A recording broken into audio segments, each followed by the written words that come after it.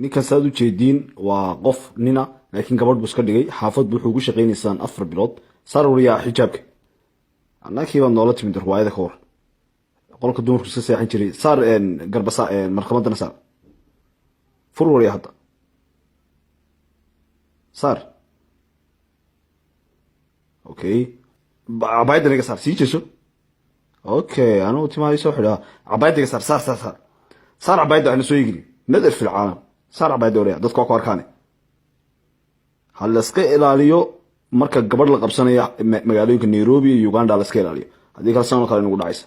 xitaa qolka hablu iska seexanay ka hor saar baatiga laftigiisa dadku waa ku arkaan baatiga iga saar wariyaa